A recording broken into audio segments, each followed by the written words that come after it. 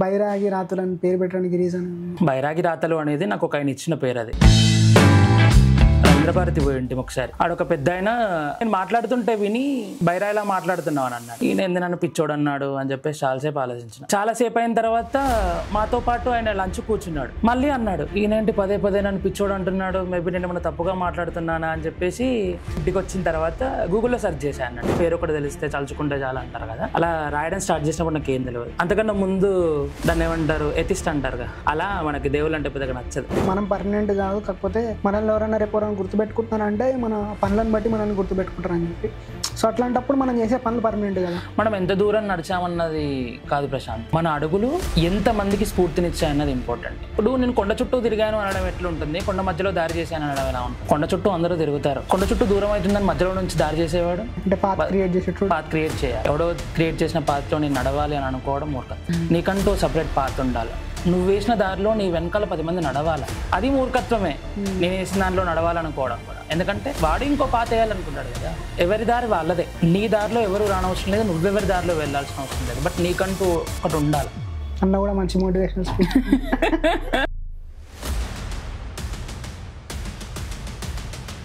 Hi, hello, welcome to Packup Media. నేను మీ ప్రశాంత్. ఈ రోజు మన స్టూడియోలో బైరాగి అన్న. సో ప్రతి ఒక్కరు రైటర్ అవ్వాలంటే ఏదో ఒక సిచ్యువేషన్ వల్ల ఇంపాక్ట్ చేస్తుంటుంది. ఏదో సొసైటీలో ఉన్న కండిషన్స్ కానీ లేదా పర్సనల్ రీజన్స్. కాకపోతే ఈయన రైటర్ అవ్వడానికి గల రీజన్ శివుడు అంట. శివుడు ఈయన రైటర్ అవ్వడానికి ఏ విధంగా కారణమయ్యిండు, ఆ తర్వాత ఈయన ఏ విధంగా మంచి స్టోరీ టెల్లర్ అయ్యారు, and at the same time సొసైటీలో ఉన్న విషయాలు ఈయన రైటింగ్స్ని ఎలా ఇంపాక్ట్ చేస్తాయి ఆయన మాటల్లోనే ఈరోజు తెలుసుకుందాం. So let's get in to the podcast. Hi Bairag అన్న. నమస్తే ప్రశాంత్. ఎట్లున్నా అన్న? బాగున్నారా? బాగున్నా. సో అన్న, నీ గురించి ఆడియన్స్కి ఎట్లా చెప్పుకుంటావు? చెప్పడానికి పెద్దగా ఏం లేదు, కాకపోతే పరిచయం చేసుకోవాలి కాబట్టి. నాది పాత కరీంనగర్ జిల్లా, కమలాపూర్ మండల్, దేశరాజపల్లి విలేజ్. మా అమ్మగారి పేరు ఉమా, మా నాన్నగారి పేరు శ్రీనివాస్. నేను, నా తోడొక అక్క, ఆమె పేరు ఉదయశ్రీ. నేను డిగ్రీ చదివిన, ప్రజెంట్ వచ్చిన కంపెనీలో జాబ్ చేస్తాను. ఎట్లుంది లైఫ్? ఎట్లుంది? అందరిలానే లోపల కష్టంగా ఉన్నా, బయటకు మాత్రం బాగుంది. సో ఇప్పుడు నీకు రైటింగ్ మీద ఇంట్రెస్ట్ ఎప్పటి నుంచి స్టార్ట్ అయిందన్న? నేను 6th క్లాస్లో ఉన్నప్పుడు హాస్టల్లో ఉంటుంటే మనకు పెద్దగా ఎవరితో మాట్లాడడం అంత పెద్దగా నచ్చకపోయేది, ఎవరితో ఇంటరాక్ట్ కాకపోయేది, ఒక్కొన్నే కూర్చునేది. నాతో ఒక ఫ్రెండ్ ఉండే, ఆ అబ్బాయితో బాగా ఇంటరాక్ట్ అవుతుండే. ఆయన ఒక్కొనితోనే ఉంటుంటే, ఎవరితో మాట్లాడపోతుండే. అదేంటంటే అలవాట్లా మారిపోయింది. ఆయన ఉంటేనే తినడం, ఆయనతోనే ఉండడం, ఆయనతోనే తిరగడం. నాకు వేరే వాళ్ళతో మాట్లాడాలంటే భయం వచ్చేది. ఏం మాట్లాడతాం, అందరూ పెద్ద పెద్ద బాడీలు వేసుకోండి, నేను చిన్నగా బచ్చపూరం లెక్క ఉండేది. వాళ్ళతో భయం అయ్యేది అన్నట్టు. ఆయనతోనే తిరుగుతుండే. ఆయన హాస్టల్ నుంచి పోయిన తర్వాత మాకు తెలుగు టీచర్ సుమతి అని ఒక ఆమె ఉంటుండే. ఆమె చెప్పింది అన్నట్టు, సో మనుషులతో కాకుండా తెలుగు పదాలతో బంధం పెంచుకో, సో నువ్వు రాయడం మొదలుపెట్టు, కవితలు నీకు మంచి ఫ్రెండ్షిప్ తోడవుతాయి అని చెప్పింది. 6వ తరగతిలో స్టార్ట్ చేశా. 6th క్లాస్లో మీకు టీచర్? 6thలో స్టార్ట్ చేశా. అప్పుడు కృష్ణుంది ఉన్న బలరాముంది ఒక స్టోరీ ఉంటుండే మనకి తెలుగులో. ఆ స్టోరీని నా సొంత భాషలో రాయమంటే రాయడం స్టార్ట్ చేశా. అప్పటి నుంచి రాయడం అలవాటై 7th వచ్చేసరికి అది కొంచెం ఎక్కువ అయింది అన్నట్టు. స్కూల్లో ఏ కాంపిటీషన్ జరిగినా, ఏది జరిగినా ముందుండేటోడిని, చదువులో తప్ప అన్నిట్లలో ముందుండేటోని అన్నట్టు. అది అలవాటు అయిపోయింది. ఆ అలవాటు 10th వచ్చేసరికి ఇంకెక్కువ అయింది, ఇంటర్కి వచ్చేసరికి ఇంకా ఎక్కువ అయింది. డిగ్రీకి వచ్చిన తర్వాత NSS అని నేషనల్ సర్వీస్ స్కీమ్ అని ఒకటి ఉంటుంది కదా, అది మా కాలేజ్లో ఉంటుండే. దాంట్లో దీన్ని ఏమంటారు, పాడడము, రాయడము, చదవడము, ఎక్స్ట్రా కరిక్యులర్ యాక్టివిటీస్ ఉంటాయి కదా, వాటి మీద ఇంట్రెస్ట్ ఎక్కువ చూపిస్తారు అన్నట్టు, స్టేజ్ ఫియర్ పోగొట్టడానికి. కాలేజ్లో జాయిన్ అయిన తర్వాత అది ఇంకా చాలా ఎక్కువ అయిపోయి, రాయడం ఎక్కువ అయిపోయి, చాలామంది బాగుంది అని స్టార్ట్ చేయడంతో డిగ్రీ 3 yearsలో ఎక్కువ రైటింగ్స్ మీదనే ఫోకస్ చేసిన. డిగ్రీ అయిపోయినాక ఇప్పటి వరకు కూడా డైలీ ఒక 50 రాయడము, వాటిని అనాలిసిస్ చేయడము, ఏది బాగుంది, ఏది బాగాలేదు, ఎందులో ఎమోషన్ ఉంది, ఎందులో, చాలా అలవాటు అయిపోయింది. అదొక పార్ట్ ఆఫ్ లైఫ్ అయిపోయింది అన్నట్టు. రాయాలా, చదవాలా, ఏదో ఒక బుక్ తీసుకోవాలా, ఏదో కవిత తీసుకోవాలా, నా ఓన్గా రాయాలా అన్న ఆలోచన చాలా పెరిగిపోయింది. అట్లా అలవాటు అయిపోయింది. సో బేసిక్గా ఇప్పుడు చెప్పాలంటే మన లోపల ఉన్న అంటే ఏకాంతంగా ఏదైనా లోన్లీనెస్ ఫీలింగ్ పోగొట్టుకోవడానికి నువ్వు రైటింగ్ మీద ఇంట్రెస్ట్ అట్లా? రైటింగ్ అనే కాదు, ఏదైనా టాలెంట్ అనేది ఊరికనే బయటపడేది ప్రశాంత్. ఎట్లా అంటే ఎవరికొకరికి దగ్గర అయిపోయినప్పుడు, లేకపోతే ఎవరికైనా దూరం అయిపోయినప్పుడు, ఎవరైనా మనల్ని అవాయిడ్ చేసినప్పుడు మన లోపల ఉన్న టాలెంట్ బయట పెట్టుకునే అవకాశం అప్పుడే వస్తుంది. సో వాళ్ళు వద్దు, నా జీవితమే నాకు ఇంపార్టెంట్ అనుకుంటే చాలా టాలెంట్స్ ఉన్న వాళ్ళు చాలామంది ఉంటారు, కాకపోతే అవకాశాలు దొరికాయి అంతే. సో ఇప్పుడు నీ పేజ్ గురించి మాట్లాడుకుందాం అన్న, దానికి బైరాగి రాతులు అని పేరు పెట్టడానికి రీజన్? బైరాగి రాతలు అనేది నాకు ఒక ఆయన ఇచ్చిన పేరు. అది రవీంద్ర భారతి పోయి ఇంటి ఒకసారి ఆడొక పెద్ద ఆయన నేను మాట్లాడుతుంటే విని బైరాయిలా మాట్లాడుతున్నావు అని అన్నాడు. ఈయన ఎందు నన్ను పిచ్చోడు అన్నాడు అని చెప్పేసి చాలాసేపు ఆలోచించిన. చాలాసేపు అయిన తర్వాత మాతో పాటు ఆయన లంచ్ కూర్చున్నాడు. మళ్ళీ అన్నాడు, ఈయనేంటి పదే పదే నన్ను పిచ్చోడు అంటున్నాడు, మేబీ నేను ఏమైనా తప్పుగా మాట్లాడుతున్నానా అని చెప్పేసి ఆయననే అడుగుదాం అనుకున్నా. అద్దులే ఆయన తిడతాడేమో మళ్ళీ అని ఇంటికి వచ్చిన తర్వాత గూగుల్లో సెర్చ్ చేశా అన్నట్టు. శివనామ స్మరణలో బైరాగి అనే పేరు ఉంటుంది అన్నట్టు. అలా కాకుండా బైరాగి అంటే ఇండిపెండెంట్ అనే మీనింగ్ వస్తుంది. దేని మీద ఆశ లేనివాడు, దేన్ని ఆశించని వాడు అని చెప్పేసి వస్తుంది.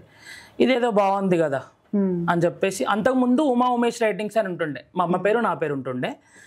దాని తర్వాత బైరాగి అని పేరు మార్చిన. ఏమో ఆ పేరు నాకు లక్లా కలిసి వచ్చింది. ఆ పేరు పెట్టిన తర్వాత 3 monthsలోనే పేజ్కి రీచ్ వచ్చింది.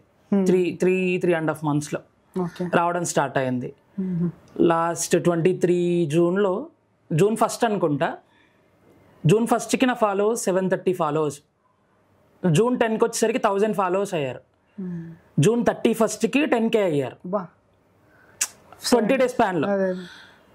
రీజన్ ఏంటంటే శివుడే. ఫస్ట్ రోజు ఒక పోస్ట్ చేశాను అన్నట్టు నేను, అదేంటంటే ప్రశాంతత కోసమై శ్మశానానికై వెతుకులాట అని చెప్పేసి ఒక కొటేషన్ పెట్టిన. దానికి శివుడిది సాంగ్ యాడ్ చేసిన అన్నట్టు. ఎడిట్ చేయడం నేర్చుకున్న అప్పుడే కొత్తగా, ఏం పెట్టాలో తెలియక సాంగ్ పెట్టిన అన్నట్టు. దాని తర్వాత జూన్ 10కి ఇంకో కొటేషన్ పెట్టిన, దానికి శివుడిదే పెట్టాను. జూన్ 31స్ట్కి శివుడిదే పెట్టాను. ఆ 3టికి రీచ్ వచ్చింది పేజ్కి. దాని తర్వాత ఎప్పుడు పెట్టినా సరే ఎవ్రీ 31స్ట్కి, అక్టోబర్ 31స్ట్లో 50K అయ్యింది 4 monthsలో. సో ఎందుకో ఈ కంటెంట్ మనకి కొంచెం లైఫ్ ఇచ్చేటట్టు ఉంది అని చెప్పేసి ఆ కంటెంట్ని చూస్ చేసుకున్నా, లైఫ్ ఇచ్చింది. సో ఇప్పుడు నువ్వు శివు గురించి ఇప్పుడు ఏదైనా సరే సపోజ్ మనకు దీని గురించి రాయాలంటే ఖచ్చితంగా దాని మీద నాలెడ్జ్ ఉంటేనే మనం రాయగలుగుతాం. సో శివుని గురించి రాయడానికి అంటే రీజన్ ఏంటంటే నీకు ఆయన గురించి తెలిసిన నాలెడ్జ్ ఏంటి? ఎట్లా? బేసిక్గా ఏమంటారంటే భగవంతుడి గురించి మనకి ఏమీ తెలియకపోయినా పేరు ఒకటి తెలిస్తే తలుచుకుంటే చాలా అంటారు కదా. అలా రాయడం స్టార్ట్ చేసినప్పుడు నాకు ఏం తెలియదు. అంతకన్నా ముందు దాన్ని ఏమంటారు, ఎథిస్ట్ అంటారు కదా, అలా మనకి దేవుళ్ళు అంటే పెద్దగా నచ్చదు. రాయడం స్టార్ట్ చేసిన తర్వాత ఏదో మన అవసరానికి మనం మనుషుల్ని ఎలా వాడుకుంటామో అలా దేవుడిని వాడుకుందాము అని చెప్పేసి స్టార్ట్ చేశాను. రీజన్ అయితే అదే. స్టార్ట్ చేసిన తర్వాత అలవాటు అయిపోయింది ఈ ప్రవచనాలు వినడము, చాగంటి గారివి లేకపోతే గరికపాటి నరసింహారావు గారివి వినడం అలవాటు అయిపోయింది. వింటే కొంచెం ఊకే తలనొప్పిగా ఉంటుంది, ఫోన్ ఎక్కువగా చూసినట్టు అనిపిస్తుంది అని చెప్పేసి బుక్ తీసుకున్నా అన్నట్టు, కాశీఖండం అని. దాని తర్వాత శివపురాణం అని ఒక బుక్ తీసుకున్నా. అట్లా శివుడికి సంబంధించిన ఒక 5-6 books తీసుకున్నా, చదవడం స్టార్ట్ చేసిన. కాశీఖండం చదివిన తర్వాత అక్కడ ఆ చదువుతూ ఉంటే ఎప్పుడు ఎవరో ఒకరు పిలిచినట్టు అనిపించడము, ఎవరో నాతో మాట్లాడినట్టు అనిపించడము, ఎవరో బైరాగి బైరాగి అని ఎక్కువగా పిలిచినట్టు అనిపించేది అన్నట్టు. అదేంటో డిఫరెంట్గా అనిపిస్తుంది అని చెప్పేసి డెప్త్గా చదవడం, ఒకే పేజ్ని 2-3 సార్లు అర్థమయ్యేదాకా పదాలను అనుకుంటూ చదవడం స్టార్ట్ చేసిన. దూర్జటి పద్యాలు చదవడము, ఇట్లా మనం రాస్తే బాగుంటుంది కదా అని శివుడి గురించి ఒక ఆలోచించడం మొదలుపెట్టిన. ఒక 1.5 month దాకా అలవాటు అయిపోయింది. ఇక మాట్లాడడం అలవాటు అయిపోయింది. నాలో నేనే మాట్లాడుకోవడము, నార్మల్గా నాకు నేనే క్వశ్చన్ చేసుకొని నాకు నేనే ఆన్సర్ ఇచ్చుకోవడము, దేవుడే మాట్లాడినట్టు ఊహించుకోవడం అలవాటు అయిపోయింది. అట్లా చాలా దగ్గర అయిపోయినా. అది దాన్ని ఏమంటారు, జ్ఞానం వచ్చిందో రాలేదో నాకే తెలియదు, కానీ నేను మాత్రం భగవంతుడికి చాలా దగ్గర అయిపోయినా. ఒకప్పుడు గుడికి పోదామంటే అసలు పోబుద్ది కాకపోయేది. ఇప్పుడు ఏంటంటే రోజు గుడికి పోవాలా, రోజు దేవుడితో మాట్లాడాలా, ఏం మాట్లాడామో అనాలిసిస్ చేసుకోవాలా. ఏదన్నా పోయినా బాధపడే అంత లేదు ఇప్పుడు. పోతే పోయిందిలే, లైట్గా వదిలిపెట్టడం అలవాటు అయిపోయింది అన్నట్టు. దేవుడితో మాట్లాడడం అలవాటు అయిపోయిన తర్వాత అది ఎక్కువగా ఎఫెక్ట్ చూపించింది లైఫ్లో. అంటే నువ్వు ఇప్పుడు ఏదైతే ఇప్పుడు బుక్స్ చదివినా అంటున్నావు కదన్న, బుక్స్ చదివినా అంటే ఏదైనా ప్రవచనాలు విన్నా అన్నావు కదా, సో వాటి ద్వారా నువ్వు ఏం తెలుసుకున్నావు అంటే అంటే అంతకు ముందు వరకు నీకు తెలియని విషయాలు అప్పుడు ఏం తెలిసింది? అవి చదివేటప్పుడు నాకు పెద్ద ఆయన కలిసాడు గుళ్ళో. ఆయన ఏమడిగాడంటే నేను ఎక్కువగా ఇప్పుడు నార్మల్గా శివుడికి, ఇప్పుడు మీరు శివుడు అనుకోండి, నేను ఇలా కూర్చొని ఇలానే చూస్తూ ఉంటాను అన్నట్టు.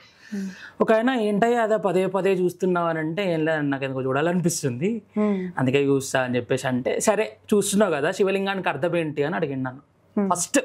నేను ఫస్ట్ ఆన్సర్ చేసిన క్వశ్చన్ అదే. తెలియని వాళ్ళకి నన్ను ఎవరైనా క్వశ్చన్ అడిగితే ఆన్సర్ చేసిన క్వశ్చన్ అదే, శివలింగానికి అర్థం ఏంటని నన్ను అడుగుతున్నాడు అంతే, మనకేదో తెలిసింది చెప్దానులే అని చెప్పేసి, ఏం లేదండి శివుడికి అమ్మ నాన్న లేదంటారు కదా, సో శివలింగానికి మీనింగ్ కింద లింగం కింద పానబట్టం ఉంటుంది కదా, దాన్ని మన పురాణాల్లో పార్వతీదేవిగా చెప్తారన్నట్టు. సో పరమేశ్వరుడికి తల్లి లేదు కదా, సో పార్వతీదేవి తల్లిలాగా ఒళ్ళో కూర్చోబెట్టుకొని స్నానం చేయించి గోరుముద్దలు తినిపిస్తుందంట, అందుకే శివలింగం మీదుండి పానవట్టం కింద ఉంటుంది అని చెప్పిన. బాగా చెప్పినావు, ఎక్కడ చూసినావు అని అన్నాడు. ఎక్కడ చూడలేదు, చెప్పాలనిపించింది చెప్పినా అని అన్న. ఆయన అన్నాడు, నువ్వు సెట్ అవుతావు అయ్యా, నువ్వు ఈ టాపిక్లో సెట్ అవుతావు, నువ్వు రాయడం స్టార్ట్ చేయి అని అంటే, సరే రాస్తాను అని అన్న. అది ఇంకా ఎక్కువ అయిపోయింది. ఎవరో ఒకరు చెప్పడము, ఇంపాక్ట్ ఎక్కువ చూపించడము, బుక్స్ చదవడము, వినడము, ఎక్కడికి వెళ్ళినా నార్మల్గా ఇప్పుడు ఇలా వెళ్ళినా సరే, ఓ బైక్ మీద వెళ్తుంటే శివుడి గురించి ఆలోచన వస్తే, కనిపించు దేవుడా ఎక్కడున్నావు కనిపించు అని మైండ్లో రాగానే ఎదురుగా ఆటో మీద బొమ్మ కనిపించడము, ఫోన్ స్క్రీన్ మీద కనిపించడము, ఇలా అలవాటు అయిపోయింది. ఎక్కువగా దగ్గర అయిపోవడం, పక్కనే ఉన్నాడు మాట్లాడు అనగానే ఉన్నాను అన్న ధైర్యం ఇచ్చేటట్టు అయిపోయింది అన్నట్టు, చాలా దగ్గర అయిపోయినా. ఇప్పుడు నిజంగా మీనింగ్ అదేనా అంటే శివలింగానికి మీనింగ్ అదే? నాకు తెలియదు. నాకు తెలిసిన మీనింగ్ అయితే అదే. బేసిక్గా వైఫ్ అండ్ హస్బెండ్ ఏమంటారంటే, భర్తకి భార్య తల్లవ్వాలి ఆపదల్లో ఉన్నప్పుడు ఓదార్చడానికి, అడిగిన తర్వాత భార్యకి భర్త తండ్రి అవ్వాలి. అట్లా అనిపించింది చెప్పాలని, ఏమో మేబీ అదే కావచ్చు.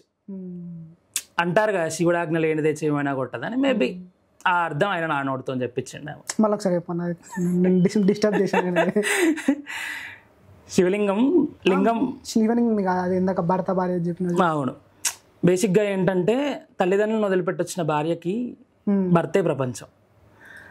చిన్నప్పటి నుంచి తల్లిదండ్రులు ఎలా అంటే, తల్లి తక్కువ తండ్రి ఎక్కువ. ఎందుకంటే కూతురు అలిగినా ఏడ్చినా ఏది కావాలన్నా అది తేవడానికి చాలా శ్రమ పడతాడు. సేమ్ భర్త కూడా అంతే. అట్లా అలిగిన భార్యకి భర్త తండ్రి అవ్వాలి, కష్టాల్లో ఉన్న భర్తకి భార్య తల్లి అవ్వాలి. ఆ కాపురం ఎలా ఉంటుందంటే నార్మల్గా శివపురాణంలా ఉంటుంది. ఉంటారు ప్రశాంత్, అందరూ నిజంగా ఏదైనా పోస్ట్ పెడితే కూడా కామెంట్స్లో ఎవరు ఉంటారండి, అమ్మాయిలు ఏం పెడతారు, అబ్బాయిలు ఎలా ఉండరండి, అబ్బాయిలు ఏం పెడతారు, అమ్మాయిలు ఎలా ఉండరండి. బేసిక్గా మనం చక్కగా ఉంటే అందరు చక్కనే ఉంటారు, అంతే కదా. మనం చక్కగా ఉంటే అందరు చక్కనే ఉంటారు.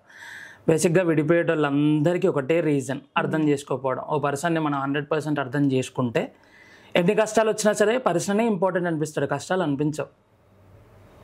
ఎండ్ ఆఫ్ ద డే పర్సనే ఇంపార్టెంట్, కష్టాలు కాదు. అది తెలుసుకుంటే అందరు కలిసే ఉంటారు, అమ్మాయిలైనా అబ్బాయిలైనా. అని ఇప్పుడు ఒక పర్సన్తో కొద్ది రోజులు ట్రావెల్ అవుతారు, 6 months 1 year ట్రావెల్ అవుతారు, ఆ పర్సన్ నచ్చుతాడో ఏమో అవుతుంది. కాకపోతే వాళ్ళు తీసుకున్న మీద డెసిషన్ మీద వాళ్ళ కాన్ఫిడెన్స్ లేకుండా రేపు పేరెంట్స్ ఎవరైనా తెచ్చిరు అనుకో, వాళ్ళతో ప్రొసీడ్ అయిపోతుంటారు. ప్రొసీడ్ అని కాదు, ఇప్పుడు ప్రేమలు ఎట్లున్నాయంటే యూజ్ అండ్ త్రో లాగా. అబ్బాయి అయినా అమ్మాయి అయినా, ఇప్పుడు ఒకరు ఎక్కువ ఒకరు తక్కువ అని కాదు. అమ్మాయి ఏంటంటే ఉన్నన్ని రోజులు వాడికి షాపింగ్లకు వాడుకోవడం, లాంగ్ డ్రైవ్లకు వాడుకోవడం, బట్టలకు వాడుకోవడం, అన్నిటికీ. అబ్బాయి ఏంటంటే ఆమె ఏమో అవసరాలు తీర్చుకుంటుంది, వీడేమో అవయవాలు వాడుకుంటాడు, అంతకు మించి ఏం ఉండదు అక్కడ. బేసిక్గా లవ్కి చాలా మీనింగ్స్ ఉంటాయి ప్రశాంత్. సందర్భం వచ్చింది కాబట్టి చెప్పాలా, నాకు ఇంకా డేట్ గుర్తు, లాస్ట్ November 23 నేను ట్యాంక్ బండ్ వెళ్ళిన. ఒక మరాఠీ ఫ్యామిలీ క్షేత్రయ్య విగ్రహం ఉంటుంది ట్యాంక్ బండ్ మీద, ఆ పక్కన కూర్చొని కళ్ళగంతలు ఆడుతున్నారు. ఒక 10-15 మంది కపుల్స్ కూర్చొని ఆడుతున్నారు అన్నట్టు. అందులో ఒక యంగ్ కపుల్ ఉంది, రీసెంట్గా మ్యారేజ్ అయిన వాళ్ళు. అబ్బాయి కళ్ళగంతలు కట్టలేదు, ఆయన యాక్టింగ్ చేస్తున్నట్టు ఆమెను ఎంకలాడుతున్నాడు అన్నట్టు. అదేంటి కళ్ళకి గంతలే కట్టలేదు, వీడేంది పెద్ద ఇట్నే అనుకున్నా, వీడేంది పెద్ద పర్ఫార్మెన్స్ ఇస్తుండేడా అని చెప్పేసి. రోడ్ అవతలున్నా వాళ్ళని చూసి యువతలోకి వచ్చి వాళ్ళ పక్కన నిల్చొని చూస్తూనే ఉన్నా అన్నట్టు. ఒక 5-6 నిమిషాల తర్వాత ఆమె పట్టీలు ఇట్లా కింద కొట్టుకుంటా చప్పుడు చేస్తుంటే ఆయన గట్టిగా ఇట్లా పట్టుకున్నాను అన్నట్టు. ఇంతసేపు కళ్ళ ముందర పెట్టుకొని ఇప్పుడు ఏదో యాక్టింగ్ చేసినట్టు ఇప్పుడు అది హక్ చేసుకుంటుండేది, ఇంతసేపు ఏమైందా అని చెప్పేసి అనుకున్నా. దాని తర్వాత అడిగిన అన్నట్టు వాళ్ళ రిలేటివ్స్లోనే ఒక ఆయనని ఏందంకులు ఇంతసేపు కళ్ళ గంతలే అట్లా అంత యాక్టింగ్ చేసిందనంటే ఆయన కళ్ళు కనిపించవాలి అన్నాడు. దాని తర్వాత అర్థమైంది అదేంది అని చెప్పేసానంటే వాళ్ళు 7 years లవ్ చేసుకున్నారంట. ఆయన ల్యాబ్లో వర్క్ చేశాడంట అసిస్టెంట్గా. నార్మల్గా యాసిడ్ ఏదో పేలి కళ్ళలో పడి పోయాయంట. ఆయన కళ్ళు చూస్తే మనం కళ్ళు లేవు అని అనుకోం. ఆ అమ్మాయిని వాళ్ళ పేరెంట్స్ అస్సలు వద్దన్నారట. అబ్బాయి వాళ్ళ ఫ్యామిలీ ఒప్పుకుంది, అమ్మాయి వాళ్ళ ఫ్యామిలీ ఒప్పుకోలేదు. అమ్మాయి అబ్బాయితో వచ్చి పెళ్లి చేసుకుని ఆమె జాబ్ చేస్తూ అబ్బాయిని చూసుకుంటుంది. అప్పుడు అనిపించింది నాకు నిజంగా ప్రేమిస్తే కళ్ళున్నాయా, ముక్కుందా, మూరుందా, తెల్లగుందా, నల్లగుందా, లా ఉన్నాడా, సన్నం ఉన్నాడా, బండి ఉందా లేదా, ఇదంతా ఏమి ఉండదు. మనిషి ఇంపార్టెంట్, మనసు ఇంపార్టెంట్, ఉందా లేదా అదే ఇంపార్టెంట్. వాళ్ళని చూసినాక అనిపించింది నాకు వాడు ఎంత అదృష్టవంతుడు అయితే ఆమె దొరుకుంటుంది. అట్లా చాలామంది ఉంటారు. అదేంటంటే ఆ చాలామంది మొత్తం దరిద్రకాలకే దొరుకుతారు, మంచంలోకి దొరకరు. వేస్ట్ కాళ్ళకి వాడుకునే వాళ్ళకే దొరుకుతారు అన్నట్టు, మంచంలోకి దొరకరు. ఉంటారు చాలా కపుల్స్, మన పేరెంట్సే ఉంటారు. మన పేరెంట్స్ ఎంత తిట్టుకున్నా సరే ఎండ్ ఆఫ్ ద డే వాళ్ళు మాట్లాడుకోకుండా ఉండరు. మీది ఎట్లుందన్న మీ పేరెంట్స్ రిలేషన్ మీద ఎట్లుంది? తక్కువ. మా నాన్నతో నాకు చాలా భయం, చిన్నప్పని చాలా భయం. ఎట్లా అంటే మా నాన్న టీవీ రూమ్లో ఉంటే నేను వంట రూమ్లో ఉంటా, మా నాన్న వంట రూమ్లోకి వస్తే నేను హాల్కి పోతా. ఇంటరాక్ట్ తక్కువ, చాలా తక్కువ. మా అమ్మతో చాలా ఎక్కువ. కానీ నాకు మా నాన్నంటేనే ఇష్టం మా అమ్మ కన్నా. నాకు డబ్బులు కావాలనుకో నార్మల్గా నేను ఇంటర్ అయిపోయేదాకా నాకు ఫోన్ అంటే ఏంటో తెలియదు. ఇంటర్ అయిపోయిన తర్వాత లాస్ట్ రోజు నేను డిగ్రీ హైదరాబాద్ వస్తాను ఫిక్స్ అయినా. హైదరాబాద్ పోవాలన్నా నాకు, నేను డిగ్రీకి నాకు ఫోన్ కావాలి అని అన్నట్టు. నేను పొద్దున్న ఎగ్జామ్ పోయేటప్పుడు అడిగిన, సివిక్స్ ఎగ్జామ్ రోజు మాకు లాస్ట్ ఎగ్జామ్. నేను సాయంత్రం ఇంటికి వచ్చేసరికి మా నాన్న ఫోన్ తీసుకొచ్చి పెట్టాను, శాంసంగ్ ఫోన్. అడిగితే తీసుకొచ్చి ఇస్తాడు. కానీ నాకేంటంటే ఎందుకు అడగడం, అది మనకు అవసరం లేదు కదా, పెద్ద యూజ్ లేదు కదా దాంతో మనకి. ఇప్పుడు అవసరం ఉన్నప్పుడు అడుగుదానులే, అవసరం ఉన్నప్పుడు ఎప్పుడు అడగలేదు అన్నట్టు. ఫస్ట్ టైం నేను ఫోన్ అడిగిన, నేను అడిగిన సాయంత్రం మా నాన్న తీసుకొచ్చి పెట్టండు. అట్లా నేను అడగాలని ఆయనకు ఉంటుంది, నాకేమో భయం, ఏమంటాడో, డబ్బులు లేవంటాడు కావచ్చు, అయినా ఎక్కడ ఉంటాయి అని చెప్పేసి అడగకపోయేది. నువ్వు చిన్నోనే కదా ఇప్పుడు? నేను చిన్నోని. అక్కలు ఇద్దరు అక్క? అక్క ఒక్కతే, అక్క నేను ఇద్దరు.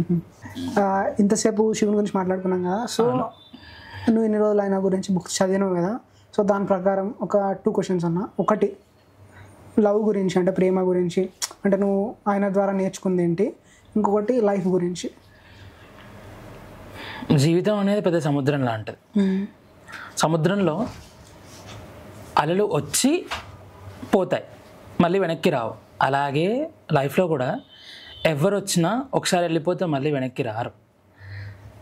సో వెళ్ళిపోయే వాళ్ళని వెళ్ళిపోమ్మనే ముందే 1కి 100 సార్లు ఆలోచించాలి. ఇప్పుడు ఈ క్షణం పొమ్మంటావు, నెక్స్ట్ మినిట్ రమ్మంటే వాళ్ళు ఎవరు రారు. సో అది ఎట్లా అంటే వెళ్ళిపో అని అనే ముందే, ఆ డెసిషన్ తీసుకునే ముందే 1కి 100 సార్లు ఆలోచించు.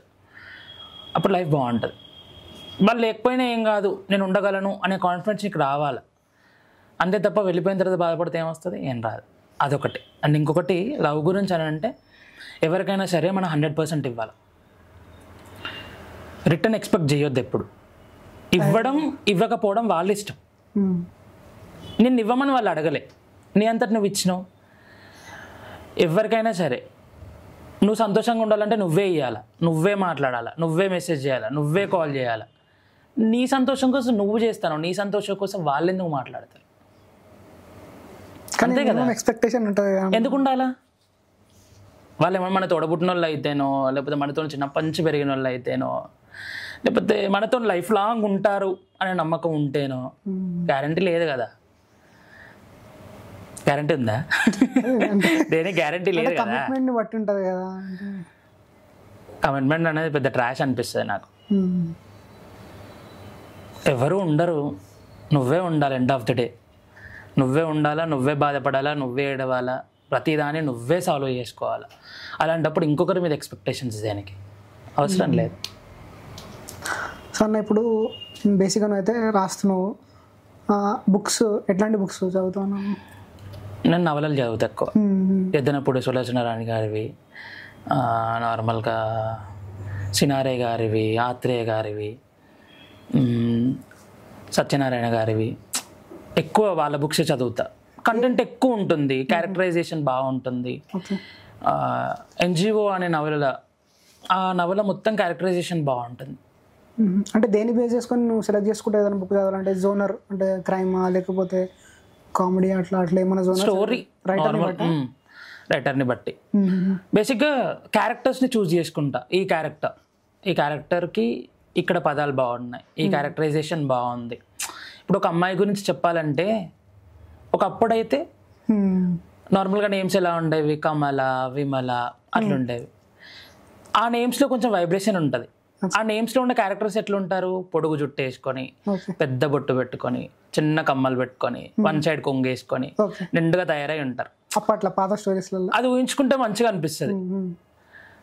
అలాంటి క్యారెక్టరైజేషన్స్ బాగుంటాయి. హీరో క్యారెక్టర్స్ బాగుంటాయి. ఎలా ఉంటాయి, సింపుల్గా అటు ప్రేమిస్తున్నానని చెప్పలేక, ఇటు వదులుకోలేక, ఆమె వెనక తిరగడం, ఆమెకు సహాయం చేయడం బాగుంటాయి. 90s లవ్ స్టోరీ అంతకు మించి ఇంకా లాగ్ ఉన్నా సరే బాగుంటాయి. చదువుకోవడానికి ఎలా ఉంటాయంటే అబ్బా ఈ క్యారెక్టర్ నేనైతే బాగుండేది, నా పక్కన ఉన్న అమ్మాయి ఇలాంటి క్యారెక్టర్ అయితే బాగుండేది, నాకు అమ్మాయి నచ్చింది, ఆమెకు ఆ క్యారెక్టర్లో లాగా జడుంటే బాగుండేది, బొట్టు పెట్టుకుంటే బాగుండేది. ఆ ఆలోచనలు ఎక్కువైపోతాయి, హ్యాపీగా ఉండగలుగుతాం. మంచి ఇప్పటి వాళ్ళని చూసి అంత ఆలోచన రాదు, కానీ ఎందుకో అప్పటి నువ్వు ఎంచుకుంటే మంచి ఆలోచన వస్తుంది, మంచిగా అనిపిస్తుంది. ఇప్పుడు ఎట్లా అయిపోయిందంటే ఇన్స్టాగ్రామ్లో రీల్స్ చూసి అంటే కొంచెం గ్లామరస్గా కొంచెం ఎవరైనా రీల్స్ పెడితే నాకు ఇట్లా ఉండాలి. గ్లామర్ అంటే పౌడర్, మేకప్ అదంతేం కాదు. బేసిక్గా అమ్మాయి ఎలా అంటే వాళ్ళు బాగా పనిచేసి చెమటలు పడుతుంటే ఎంటకలు ఇలా ముందుకొచ్చి సిగ ముడుచుకొని ఉంటారు చూడు, అప్పుడే ముద్దుకుంటారు. మొత్తం మేకప్ వేసుకొని స్టైల్గా తయారయ్యి పెద్ద పెద్ద కమ్మలు పెట్టుకొని ఉంటారు చూడు, అప్పుడు నచ్చరు.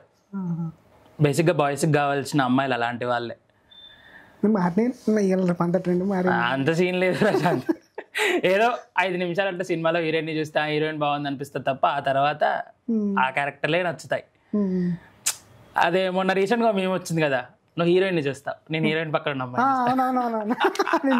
అలాంటి సైడ్ డాన్సర్లని, సైడ్ క్యారెక్టర్లని అలా. ఇప్పటివరకు అంటే ఎన్ని బుక్స్ చదువుతాను? దీనికి మేముంది ఒక ఆయన నేను 4000 బుక్కులు చదవడం చెప్పాడు, గుర్తుందా? అలా కాదు కానీ చదివింటా 100 బుక్కులు చదివింటా. నువ్వు చదివిన వాటిల్లో బెస్ట్ బుక్స్ అంటే ఏవి చెప్తావు? చివరికి మిగిలేది. ఓకే, అంటే ఏం స్టోరీ అవుట్లైన్ ఏంటో? అవుట్లైన్ అనేది పక్కన పెడితే అదేంటంటే ఎంత వచ్చినా నువ్వు ఎంత తీసుకొచ్చుకున్నా, ఎంత కష్టపడి తీసుకొచ్చుకున్నా, ఎండ్ ఆఫ్ ద డే అది ఇంకొకరి పాలే అవుతుంది. నీ చేతుల్లో నుంచి ఎవరి చేతికో మారుతుంది. నువ్వు ఎంత కష్టపడ్డా సరే, దాని మీద ఎంత శ్రద్ధ పెట్టినా సరే, ఎండ్ ఆఫ్ ద డే అది నీది కాదు. నీది కాని దానికోసం నువ్వు కష్టపడతాను. అంటే ఏది మెటీరియలిస్టిక్ థింగా లేకపోతే ఎట్లా? అది ప్రేమ అయినా, మెటీరియలిస్టిక్ థింగ్ అయినా, లేకపోతే అదో వస్తువు అయినా, ఏదైనా సరే నీది కాదు. అది నీ తర్వాత వాళ్ళది కావచ్చు, లేకపోతే నీ ముందు వాళ్ళది కావచ్చు, నీ వెనుకున్న వాళ్ళది కావచ్చు, నిన్ను నడిపించిన వాళ్ళది కావచ్చు, కానీ నీది మాత్రం కాదు. నీదనేది ఏదన్నా ఉందంటే అది నువ్వే. నువ్వు పర్మనెంట్ కాదు కదా, నార్మల్గా మనము పర్మనెంట్ కాదు కదా. సో దేని మీద ఆశలు అవసరం లేదు. ఇప్పుడు నార్మల్గా ఇప్పుడు వేరే ప్రీచింగ్స్లో చూస్తాము అంటే మనం పర్మనెంట్ కాదు, కాకపోతే మనల్ని ఎవరైనా రేపు ఎవరైనా గుర్తుపెట్టుకుంటున్నారంటే మన పనులను బట్టి మనల్ని గుర్తుపెట్టుకుంటారని చెప్పి. సో అట్లాంటప్పుడు మనం చేసే పనులు పర్మనెంట్ కదా. మనం ఎంత దూరం నడిచామన్నది కాదు ప్రశాంత్, మన అడుగులు ఎంతమందికి స్ఫూర్తినిచ్చాయన్నది ఇంపార్టెంట్. అదే మనం చేసే పనిలో అంటే అవతల ఒకటి ఇన్స్పైర్ చేసేలా ఉన్నా. ఇప్పుడు నేను కొండ చుట్టూ తిరిగాను అనడం ఎట్లుంటుంది, కొండ మధ్యలో దారి చేశాను అనడం ఎలా ఉంటుంది? కొండ చుట్టూ అందరూ తిరుగుతారు, కొండ చుట్టూ దూరం అవుతుందని మధ్యలో నుంచి దారి చేసేవాడు పాత్ క్రియేట్ చేయాలి. ఎవడో క్రియేట్ చేసిన పాత్లో నేను నడవాలి అని అనుకోవడం మూర్ఖత్వం. నీకంటూ సపరేట్ పాత్ ఉండాలి. నువ్వు వేసిన దారిలో నీ వెనకాల 10 మంది నడవాలా, అది మూర్ఖత్వమే. నేను వేసిన దాంట్లో నడవాలనుకోవడం కూడా, ఎందుకంటే వాడు ఇంకో పాత వేయాలనుకుంటాడు కదా. సో ఎవరి దారి వాళ్ళదే. నీ దారిలో ఎవరు రానవసరం లేదు, నువ్వెవరి దారిలో వెళ్ళాల్సిన అవసరం లేదు. బట్ నీకంటూ ఒకటి ఉండాలి. నార్మల్గా మనం అబ్దుల్ కలాం గారి గురించి చెప్పుకుంటే నార్మల్గా మనం గుర్తు చేసుకుంటే ఒక మంచి పొలిటీషియన్ అయినా ఒక మంచి శాస్త్రవేత్త గురించి చెప్పాలంటే ఫస్ట్ మనకు ఆయననేమో గుర్తొస్తుంది. ఎందుకంటే ఆయనకంటూ ఒక మంచి వే ఉంది, ఆయనే క్రియేట్ చేసుకున్నాడు. సంపాదన మీద ఆశపడలేదు ఆయన, డిగ్రీల మీద ఆశపడలేదు. నాలెడ్జ్ ఎవరికైనా సరే నాలెడ్జ్ ఇవ్వాలి, దేశానికి ఏదో చేయాలి, దేశాన్ని ఒక మంచి స్థాయిలో ఉంచాలి అని తపన పడ్డాడు. ఆయన గురించి చెప్పేంత స్థాయి నాకు లేకపోవచ్చు, బట్ ఒక పర్సన్ ఇన్స్పిరేషన్గా తీసుకోవాలి అని అంటారు కదా, నేను ఆ పర్సన్నే తీసుకుంటా. ఎందుకో ఆ పర్సన్ చూస్తే అబ్బా ఈ పర్సన్లో కొన్ని రోజులైనా మనం బ్రతకాలి, కొన్ని రోజులైనా మనం ఉండాలి, కొన్ని రోజులు ఆయన ఆలోచనల్లో నడవాలి. ఆయన ఖాళీ టైం దొరికితే బుక్స్ చదివేవారంట, ఎక్కువగా ఎవరితో మాట్లాడేవారు కాదంట. సో అలా నాలెడ్జ్ గెయిన్ చేసుకోవడము, దేన్ని చదివితే మనం కొంచెం ఫ్రీగా ఉండగలుగుతాం, దేన్ని చదివితే లైఫ్ ఇంకొంచెం ముందుకెళ్తుంది అని తెలుసుకోవడం చాలా ఇంపార్టెంట్. ఈ రోజులలో అది ఎవరు పాటించలేరు, బట్ పాటించాలి కంపల్సరీ. రోజులు వెళ్ళిపోతాయి, మనము వెళ్ళిపోతాం, బట్ ఆ రోజులలో మనం ఉండాలంటే కంపల్సరీ పాటించాలి. అన్న కూడా మంచి మోటివేషనల్ స్పీచ్. అయితే అన్న, ఇప్పుడు నువ్వు సజెషన్ ఇప్పుడు బెస్ట్ బుక్ అది చెప్పినావా, వరస్ట్ బుక్ ఏమన్నా ఉందా? ఉంది, వద్దులే, ఆయన కూడా పెద్ద రైటరే, చాలా పెద్ద రైటర్. బుక్ బాగుంటది, క్యారెక్టరైజేషన్ బాగుంటది. ఇప్పుడు నార్మల్ వద్దులే, ఆ క్యారెక్టర్ గురించి చెప్పినా బాగుండదు, గలీజీ ఉంటుంది. సో నువ్వు ఒకవేళ ఏదైనా బుక్ రాయాలనుకుంటే, సపోజ్ ఎప్పుడైనా సరే ఫ్యూచర్లో ఏదైనా బుక్ రాయాలనుకుంటే ఎట్లా అప్రోచ్ అవుతావు? అంటే ఏదైనా స్టోరీ పరంగా కానీ ఎట్లా అప్రోచ్ అవుతావు, ఎట్లా స్టార్ట్ చేస్తావు? ప్రజెంట్ ఓ బుక్ ఉంది, రిలీజ్ కోసం 2 సంవత్సరాల నుంచి వెయిట్ చేస్తుంది. నేనే ఒక 2 క్యారెక్టర్లు అయిపోలేదని ఆపుతాను. ఆ బుక్ ఎలా ఉంటుందంటే, ఈ క్యారెక్టర్ ఇప్పుడు ఒక క్యారెక్టర్, అందులో ఒక 10-15 క్యారెక్టర్లు ఉంటాయేమో, పెద్దగా 4-5 క్యారెక్టర్లు ఉంటాయి అంతే, ఎక్కువ లైఫ్ ఉన్న క్యారెక్టర్లు. ఏదో ఒక క్యారెక్టర్ అయినా కంపల్సరీ అనిపిస్తుంది, అబ్బాయి ఈ క్యారెక్టర్లో నేను తప్పు చేశానే, అబ్బాయి చేయకుండా ఉంటే బాగుండేది, లైఫ్ ఇంకా బాగుండేదేమో, లేకపోతే ఈ క్యారెక్టర్ లాగా కొన్ని రోజులు బ్రతికితే బాగుంటుంది, ఈ క్యారెక్టర్ ఎందుకు మా నాన్నలాగా అనిపిస్తుంది, నేను మా నాన్న అడిగినప్పుడు ఇబ్బంది పెట్టినా కదా, మా నాన్న ఎంత బాధపడ్డాడు, మా నాన్న అంత కష్టపడతాడు కదా, నేను లెక్క చేయలేదేమో, నేను ఆ రోజు మా నాన్న అట్లా అనకుండా ఉండాల్సింది, నేను మా అమ్మ నాన్న పట్టించుకోవట్లేదేమో, వాళ్ళతో టైం స్పెండ్ చేయాలి అన్న ఆలోచన రావాలి. అట్లా ఉంటుంది. ఒక సీన్ చెప్తా, హీరోకి హీరోయిన్ కాఫీ తెచ్చిస్తుంది, టీ తెచ్చిస్తుంది కప్లో. టీ ఇలా పట్టుకొని ఆయన ఉన్నప్పుడు కప్పు కింద ఆవిరి ఫామ్ అవుతుంది కదా, ఆ ఆవిరి 2 చుక్కలు కింద పడుతుంది. సాసర్ ఇలా పట్టుకొని ఉంటాడు, కప్పు ఇలా పట్టుకొని ఉంటాడు అన్నట్టు, ఇలా పట్టుకుంటే కింద పడుతుంది అన్నట్టు. ఆ కప్లో నుంచి పడ్డ 2 ఆవిరి చుక్కలు ఇట్లా టప్ అని సౌండ్ రాగానే ఆమె వెనక్కి తిరిగి చూస్తుంది. ఆయన ఇలా సీరియస్గా చూస్తాడు అన్నట్టు. ఆవిడ వెంటనే లోపలికి వెళ్ళి 2 స్పూన్ల షుగర్ తీసుకొచ్చేసి కలిపి పెడుతుంది అన్నట్టు. సో నార్మల్గా ఆ చూపులో అర్థమైపోయింది అక్కడ ఏం తక్కువైంది అనేది, ఏం తక్కువైంది. ఒక పర్సన్ ఇప్పుడు నార్మల్గా చూడు, ఏదైనా వంట చేసినప్పుడు నాన్న చిరాగ్గా తింటున్నాడు అనుకో, అమ్మకు అర్థమైపోయింది కూరలో ఏదో ఎక్కువ వేసాను, ఏదో తక్కువ వేసాను. లేకపోతే నాన్న కోపంగా ఉన్నాడు అనుకో, ఈ మనిషిని కొద్దిసేపు కదిలించకుండా ఉంటే బెటర్. లేకపోతే ఇంకోటి కూడా ఉంటుంది, భర్త తిడతాడు అని తెలుసు ఆమెకి, వెళ్ళి గేట్ వేసి వచ్చి, డోర్ వేసి వచ్చి, ఫ్యాన్ వేసుకొని, కూలర్ వేసి, టీవీ సౌండ్ ఎక్కువ పెట్టి ముందర కూర్చొని నన్ను కొట్టు, తిట్టు, చంపు, నువ్వేమన్నా చెయ్యి, తెల్లారు లేసి నేను వీధి బయట వాకిలి ఊడుస్తా అంటే నువ్వు నన్ను తిట్టినావన్న విషయం ఈ గోడ దాటి ఇంకో బయటకు వెళ్ళొద్దు, నన్ను ఎవరు వింతగా చూడొద్దు, తెల్లారి నువ్వేమన్నా చెయ్యి 4 గోడల మధ్య అని చెప్పేసి అంటే, ఇంతకన్నా చెప్పిన తర్వాత ఏం చేస్తాడు, కుర్చీ ఎత్తేసుకొని బయటకు పోతాడు. అట్లా అర్థం చేసుకోవాలి. ఉంటారు బేసిక్గా, చాలా ఉంటారు. సో నువ్వు ఇప్పుడు రాసే స్టోరీలో అన్ని ఇట్లా ఫెమిలియర్ క్యారెక్టర్ అలానే ఉంటాయి చాలా వరకు. ఓ మధ్యతరగతి కుటుంబం అనుబంధాలు ఎలా, ఇప్పుడు కాదు 90sలో ఎలా ఉండేది అనేది ఉంటుంది అన్న. ఒక పోయట్రీ కానీ లేదంటే ఒక బుక్ కానీ ఏదైనా స్టోరీ కానీ రాయాలంటే మెయిన్ ఎలిమెంట్ ఏంటి నీ పాయింట్ ఆఫ్ వ్యూలో? ఫస్ట్ థింగ్ ఆలోచన, ఏదొస్తుంది పేపర్ మీద పెట్టాలి, దాని తర్వాత దాన్ని కరెక్ట్ చేస్తూ ఉండాలి. లైన్ టు లైన్ రిలేషన్షిప్ ఉండాలి. ఫస్ట్ లైన్లో రాసావు, సెకండ్ లైన్కి మీనింగ్ కన్వర్ట్ అవ్వాలి, థర్డ్ లైన్కి క్యారీ అవ్వాలి లాస్ట్ దాకా. ఏదో రాస్తున్నా అంటే రాస్తున్నా అన్నట్టు కాకుండా ఎవ్రీ లైన్లో నువ్వేం చెప్పాలనుకున్నావు ప్రతి లైన్లో కనబడాలి. సెకండ్ థింగ్ ఏంటంటే ఫస్ట్ ఒక ఆలోచన వచ్చిందనుకో, అది దేని గురించి, దాంట్లో మీనింగ్ ఏంటి, ఇది ఉపయోగపడద్దా. ఫస్ట్ థింగ్ మనం ఆలోచించాల్సింది ఇది ఎవరికైనా ఉపయోగపడద్దా. అది ఎలా ఉండాలంటే మనం ఏదో స్టోరీ పెట్టుకోవడానికో పోస్ట్ పెట్టుకోవడానికో రాసినట్టు ఉండొద్దు. ఎవరికో ఒక్కరికైనా ఉపయోగపడాలి. దాన్నే కవిత అంటారు. ఉపయోగపడకపోతే అనరు, ఉపయోగపడితేనే కవిత అంటారు దాన్ని. కవిత అనేది ఎలా అంటే ఎట్లా ఒక అబ్బాయి అమ్మాయికి చెప్పుకోవడానికి కానీ లేదంటే దాన్ని కవిత అన్నారు, దాన్ని బిస్కెట్ అంటారు. కవితలు లైఫ్ ఇవ్వాలి ఒకరికి. సో నువ్వు నీ లైఫ్లో చేసిన ఏదన్నా క్రేజీ థింగ్ ఏదన్నా ఉందన్న, అంటే చాలా వెర్డ్? చాలా ఉన్నాయి. చాలా ఉన్నాయి, ఏది చెప్పు, ఒకటి చెప్పు. ఎగ్జామ్కి వెళ్ళి పడుకోవడం, పక్కోడి పేపర్ తీసుకొని రాయడం. డిగ్రీలో ఉన్నప్పుడు బెస్ట్ థింగ్ చెప్తాది. బెస్ట్ అంటే ఇక చిల్లరదే. డిగ్రీలో ఉన్నప్పుడు నా పక్కకి మా ఫ్రెండ్ ఉంటుండే, వాడు పేరు వద్దులే, వాడు ఎంబీఏ కూడా కంప్లీట్ చేశాడు. వాడు పేపర్ చూపించు అనేవాడు. నాకేంటంటే 10th ఉన్నప్పుడు నేను ఒకరికి పేపర్ చూపించిన, వాళ్ళకి నాకన్నా ఎక్కువ వచ్చినాయి, నాకు తక్కువ వచ్చినాయి.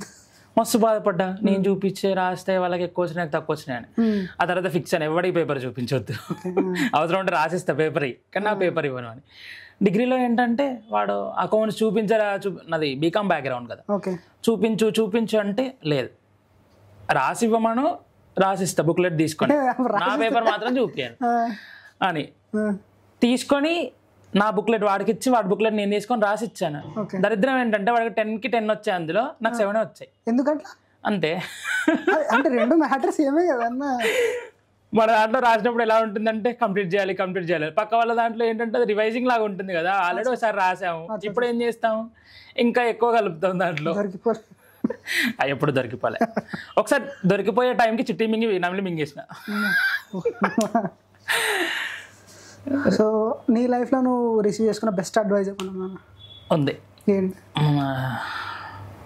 ఏంటంటే చాలా తక్కువ మంది అడ్వైజ్ ఇచ్చారు.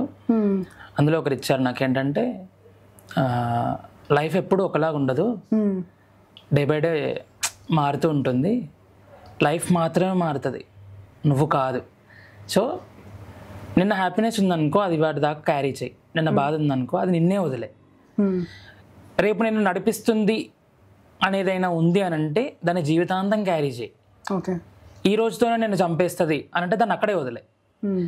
నాకు ఒక రైటర్ ఇచ్చారు, శ్రావణ్ అని, మా డిగ్రీలో ఉన్నప్పుడు ఒక అబ్బాయి అంటాడు, తను ఇచ్చాడు అన్నట్టు, నువ్వు చాలా బాగా రాస్తావురా, కాకపోతే ఏంటంటే ప్రతిదీ ఏదో బాధపడుతున్నట్టు ఉంటుంది, సో అలా కాకుండా బాధను అక్కడే వదిలేసినట్టు కూడా కొన్ని రాయు అని చెప్పేసి చెప్పాడు. నాకు ఎందుకో మంచిగా అనిపించింది. ఎందుకంటే క్యారీ చేయడం అలవాటు అయితే ఏంటంటే ప్రతిదీ మోసుకెళ్ళాలనిపిస్తుంది. ప్రతిదీ మోసుకెళ్ళేది ఏంటి, చెత్తబుట్ట. పనికిరాలనే ఎక్కడ పాడేస్తారు, చెత్తబుట్టలో పాడేస్తారు. అలా నువ్వు పనికి మాలిన అన్నీ ఏరుకుంటూ చెత్తబుట్ట అవ్వకు, పనికి వచ్చేది ఏదైనా ఉంటే నిన్నే వెతుక్కుంటూ వస్తుంది, సో ఓపికతో ఉండు అని చెప్పేసి. సో నార్మల్గా నువ్వు మెంటల్గా కానీ పీస్ఫుల్గా ఉండాలంటే నువ్వు ఏం చేస్తావు? ఫస్ట్ థింగ్ టీ తాగుతా, second thing phone switch off చేస్తా. అంటే అవి రెండు, ఫోన్ లేకపోతే సగం ప్రశాంతత, టీ ఉంటే ఫుల్. ఇంకా ఫోన్ టీ కాకుండా ఇంకెవరితో మాట్లాడకపోతే ఇంకా ప్రశాంతత, ఎవరు మాట్లాడద్దు. నాకు వంట చేసుకొని తినడం చాలా ఇష్టం, నచ్చింది తినడం, కుకింగ్ వచ్చేది ఫుల్. ఏదైనా ఈ మెంటల్ స్ట్రెస్ ఉన్నప్పుడు, లేకపోతే బోరింగ్ అనిపించినప్పుడు, లోగా ఫీల్ అయినప్పుడు ఫస్ట్ థింగ్ చేసేది ఈ మూడే. ఇక టీ తాగాల, ఫోన్ ఆఫ్ చేయాలా. ఫోన్ ఆఫ్ చేయడం అని అంటే ఏరోప్లేన్ మోడ్లో పెట్టి ఏదో ప్రాసెస్ పెట్టుకొని వినుకుంటూ, లేకపోతే ఏదో పాత సాంగ్ పెట్టుకొని, ఆహనా పెళ్ళంట అని ఒక సాంగ్ ఉంటుంది కోట శ్రీనివాస్ గారిది, ఒక మూవీ ఉంటుంది కోట శ్రీనివాస్, ఆ మూవీ నాకు చాలా ఇష్టం, ఎప్పుడు చూసినా బోర్ అనిపించదు. ఆ మూవీ పెట్టుకొని వంట చేసుకుంటూ ఎంజాయ్ చేస్తా, ఓ 2-3 గంటలు అట్లా ప్రశాంతంగా వెళ్ళిపోతుంది. ఎంతసేపు ఉంటుంది బాధ, మా అంటే ఒక గంట ఉంటుంది, గంట కూడా ఉండదు, 5 నిమిషాలు 6 నిమిషాలు ఉంటుంది. దాని తర్వాత అనిపిస్తుంది పోతే తెల్లారితో ఉంటుందా, మనం ఉంటావో లేదో తెలియదు, అదే ఉంటుంది అట్లాంటి. సో యాజ్ ఎ రైటర్గా ఇప్పుడు మనకు కొన్ని ఏమంటారంటే, మనం రాసే రైటింగ్స్ అయితే కొన్ని సొసైటీలో జరుగుతున్న సిచ్యువేషన్స్ని కాబట్టి అవి కూడా ఇమాజిన్ చేసుకొని రాస్తాము. సో ఇప్పుడు ఒక ఫ్రీక్వెంట్ డేస్లో కొన్ని ఇష్యూస్ అయినాయి. ఒకటి వచ్చేసి మన ఏమంటారు అతుల్ సుభాష్ అని ఒక కేసు ఏందనమాట. అంటే ఆ అమ్మాయి ఓవర్ అంటే నెగిటివ్ ఫాల్స్ కేసెస్ పెట్టి అతన్ని చేసింది.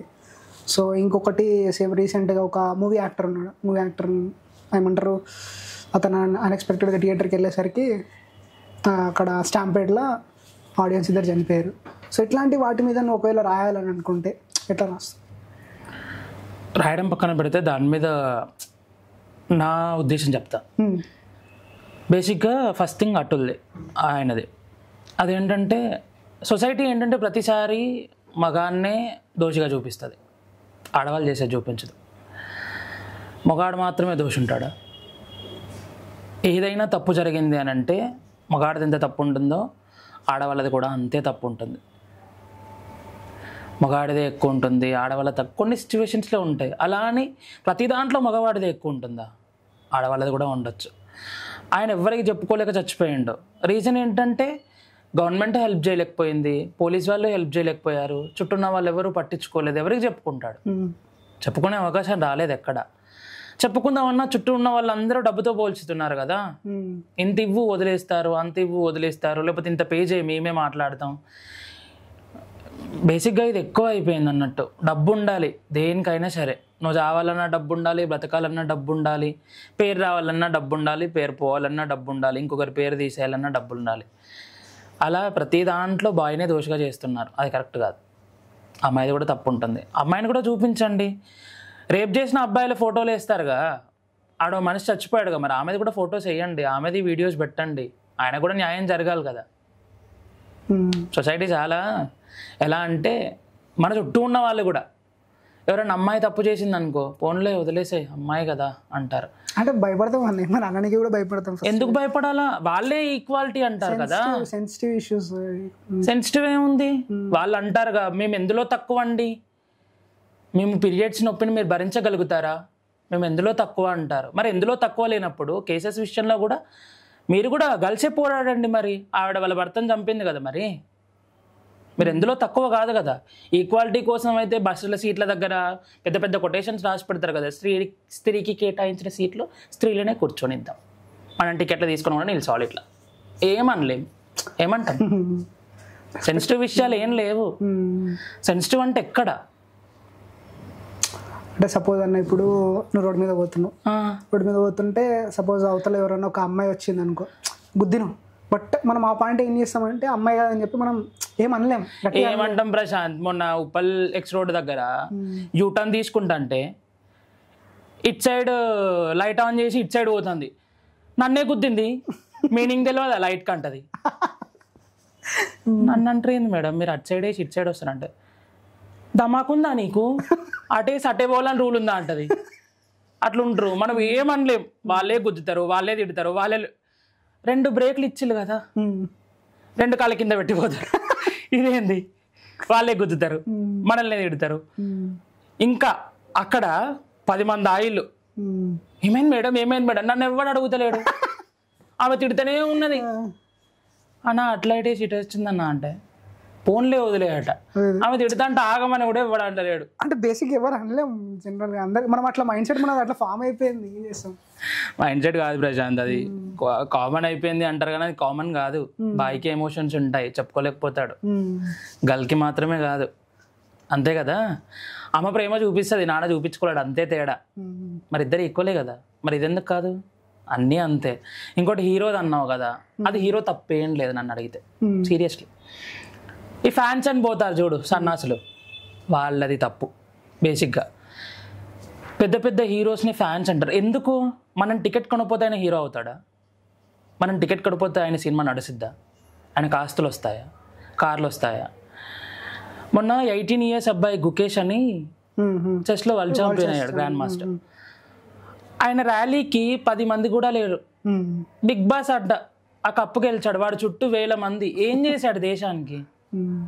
ఏం చేశాడు? దేశానికి ఉపయోగపడా బిగ్ బాస్ అనేది? పుష్ప సినిమా దేశానికి ఉపయోగపడేదా? స్మగ్లింగ్ చేయమని చెప్తున్నారా? అయితే అంటే ఇప్పుడు అది కరెక్ట్ కాదు. కొంతమంది అంటారు అన్న సినిమాలు జనాలు ఇన్ఫ్లుయెన్స్ చేయవు, ఓన్లీ ఎంటర్టైన్ చేస్తాయి అంటారు. కానీ అది ఎంతవరకు నిజం చెప్పు? సినిమాలను చూసే స్మగ్లింగ్ చేస్తారు బయట. చాలా మంది అంటారు అంటే సినిమాలు జస్ట్ సినిమాలే మంచి మంచి ఆలోచనలు ఇస్తాయి. సినిమాలు వచ్చిన తర్వాత సినిమాలలో 100 రేపులు చూపించిన తర్వాతనే బయట 10 రేపులు జరుగుతున్నాయి. సినిమాలలో మంచిగానే ఎక్కువ చెడే చూపిస్తుళ్ళు కదా. నిండుగా కప్పుకున్న సినిమా ఎవడు చూడడు, ఇప్పుకున్న సినిమానే చూస్తారు అందరూ. మనకు అవే కావాలా. వాళ్ళు కూడా అదే అంటారు. ఇప్పుడు లీడర్ లాంటి సినిమాని ఎవరు ఎంకరేజ్ చేయరు. అదే లీడర్ తీసేసి లపాకి అని పెట్టు, థియేటర్ ముందు కొట్టుకుంటారు అంతే. అదే మనకు అదే కావాలా, ఎంటర్టైన్మెంట్ కావాలా, మనకు ఉపయోగపడేది వద్దు. సినిమా అంటే ఇప్పటి అసలు సినిమాలే కావు నన్ను అడిగితే. 1000 కోట్లు 100 కోట్లు వస్తే ఎవరికి ఉపయోగం? నీకు ఉపయోగం. అది బిజినెస్ అంతే. సినిమా 10 మందికి ఎంటర్టైన్మెంట్తో పాటు లైఫ్ ఇవ్వాలా. ఏం నేర్చుకుంటానో సినిమా నుంచి, నీకేం నేర్పించింది ఆ హీరో క్యారెక్టర్, నీకేం నేర్పించింది, నేను లైఫ్లో ముందుకు తీసుకెళ్తా వెనక్కి తీసుకెళ్తుందా, నువ్వు ఉన్న లో సిచ్యువేషన్ నీకు ఏ క్యారెక్టర్ ఉపయోగపడుతుంది అని ఇంపార్టెంట్ తప్ప హీరో జైలు ఉన్నాడు, హీరోయిన్ ఐటమ్ సాంగ్ చేసింది, ఇదంతా కాదు. ఇందులో ఇంకోటి ఫ్యాన్స్ దగ్గర బాధ ఏంటంటే, మనం కష్టపడి మనం డబ్బులు సంపాదించుకొని వాడికి ఎవడికో అభిషేకాలు చేస్తారు, అప్పులు చేసి మరి ప్రీమియర్ షోలు చూస్తారు, వాడి ఫోటో దండలు వేపిస్తారు, పెద్ద పెద్ద ఫ్లెక్సీలు కడతారు. ఏం ఉపయోగం? నీకేమైనా అయితే వాడచ్చి పెడతాడా? పెట్టడు కదా. నీ కష్టాలు తీరుస్తాడా? నువ్వెవ్వడో కూడా తెలియదు. పెంపుడు కుక్కను కూడా ఒళ్ళో కూర్చోబెట్టుకుని ఫోటోలు దిగుతారు. నువ్వు గేట్ బయట ఉండి ఫోటో అడిగితే నిన్ను దేకను కూడా దేకడు వాడు. ఎందుకు మరి వాళ్ళంట అంత ప్రేమ? ఒక రైతుకు రెస్పెక్ట్ ఇయ్యవు, ఒక జవాన్కి రెస్పెక్ట్ ఇయ్యవు. ఒక జవాన్ చచ్చిపోతే స్టేటస్ పెట్టవు, ఒక రైతుకు మద్దతు ధర కోసం ఎప్పుడు స్టేటస్ పెట్టవు, ఎప్పుడు రోడ్డు ఎక్కవు, ప్రభుత్వాలతో కొట్లాడవు. అదే ఒక హీరో జైలు ఉంటే మాత్రం 100 మంది రోడ్ల మీదకి వచ్చి ధర్నాలు చేస్తారు. ఎందుకు? వాళ్ళ వల్ల దేశానికి ఏం ఉపయోగం? మనలాంటి వాళ్ళ వల్లనే వాళ్ళు అట్లా రెచ్చిపోతారు. మనం మూసుకొని ఏపో ఆ సినిమాలో ఏముందని ఇంటికాడ కూర్చో, వాళ్ళు మూసుకొనే ఉంటారు. కానీ ఎవరు అట్లా చేయలేము కదన్న. ఎందుకు చేయలేము? ఎందుకు బాగాలేదు? అసలు చాలా రీజన్లు ఉన్నాయి. ఎంటర్టైన్మెంట్కి ఎంత ప్రయారిటీ ఇవ్వాలో అంత ప్రయారిటీ ఇవ్వట్లేదని. ఎంటర్టైన్మెంట్ అంటే అమ్మ మీద జోకులు వేసుకోవడం, నాన్న మీద బీప్ జోకులు వేసుకోవడం, ఇదేనా? అంతే కదా. ఇప్పుడున్న మూవీస్లో అయితే అదే కదా. అమ్మ మీద జోక్ వేయాలా, నాన్న మీద జోక్ వేయాలా, నాన్నని తాగేసి తిట్టాలా, నాన్న రియాక్ట్ అవ్వాలా, అంతే. అది ఎంటర్టైన్మెంటా? నాన్న మీద జోకులు వేయడం ఎంటర్టైన్మెంట్, అమ్మ మీద జోకులు వేయడం ఎంటర్టైన్మెంట్. లేకపోతే కాలేజీలో లెక్చరర్ని తాగి లొల్లి పెట్టుకోవడం ఎంటర్టైన్మెంట్. ఈ సీన్స్ వస్తున్నాయి ఈ మధ్యలో. కాలేజీలో తాగేసి లెక్చరర్ని కొడతాడు, అది ఎంటర్టైన్మెంట్ అంట. బుక్స్ ఇసిరేస్తాడు, అది ఎంటర్టైన్మెంట్ అంట. దాని ద్వారా ఏం ఉపయోగం? ఎవరికే ఉపయోగం లేదు, వాడికే ఉపయోగం. తీసిన వాడికి, ఆ థియేటర్ వాడికి, పాప్కార్న్ వాడికి, కూల్ డ్రింక్ వీడికే ఉపయోగం, ఎవరికి ఉపయోగం లేదు. ఇంకోటి, ఈ మధ్యలో ఓ ఫ్యామిలీది లొల్లి అవుతుంది, గుర్తుందా? ఓ ఫిల్మ్ ఇండస్ట్రీలో పెద్ద ఫ్యామిలీది గొడవ అవుతుంది. 2 సంవత్సరాల పిల్లని 3 సంవత్సరాల పిల్లని రేపులు చేసి రోడ్ల మీద చంపి పాడేస్తుంటే ఎవ్వడు మైకులు పట్టుకొని పోరు. వాడి కుటుంబం దగ్గరికి పోయి 10 మైకులు పెడతారంటే వాడు ముంగట ఎందుకు వెళ్ళాలి అసలు? వాళ్ళ ఫ్యామిలీ వాళ్ళ ఇష్టం, వాళ్ళ పర్సనల్ ఇష్యూ నువ్వెందుకు బయటికి తీసుకురావాలా? జర్నలిస్ట్ అంటే సంసారాలు బయటేసుడు, మంది సంసారాలు పోయి మంటలు పెట్టుడు కాదు. ప్రజల ప్రాబ్లమ్స్కి సొల్యూషన్స్ చెప్పాలా, ప్రభుత్వంతో పోరాడాలా. ప్రజలకు ఏ సమస్యలు ఉన్నాయి, ఎక్కడ కరెంట్ లేదు, ఏడ వాటర్ లేదు, ఏడ కాలేజీలు లేవు. తెలంగాణలో ఒక్కొక్క స్కూల్లో బాత్రూమ్లు కూడా ఉండవు. గవర్నమెంట్ స్కూళ్ళల్లో స్కూల్లే చక్కగా ఉండవు, టీచర్లు ఉండరు, పిల్లలు ఉండరు. ప్రైవేట్ స్కూల్ ఎంకరేజ్ చేయడానికి మెయిన్ కారణం ఈ గవర్నమెంట్లే. సగం మంది మంత్రుల స్కూల్లే ఉంటాయి. బట్ ఇప్పుడు సినియరే కొంచెం మారినట్టుందండి. ఏం మారలేదు, అట్నే ఉన్నాయి. మా ఊర్లో స్కూల్లో అయితే బాత్రూమ్లే ఉండవు, మా ఇంటి ముంగటనే ఉంటుంది స్కూల్ గోడే ఉంటుంది సగం. స్కూల్ వెనకాల గోడ సగం బలిగి ఉంటుంది, ఎప్పుడు మీద పడేది తెలియదు. అలాంటి ఎవ్వరూ మాట్లాడరు. మనకు అలాంటి వద్దు. హీరోని ఎవరైనా కొడితే మాత్రం అసలు మన నోటుకు అదిపే ఉండదు. అమ్మ, అక్క, ఇజ్జ, మొత్తం ఆటు రౌతి మొత్తం చదివేస్తాం ఇట్లా.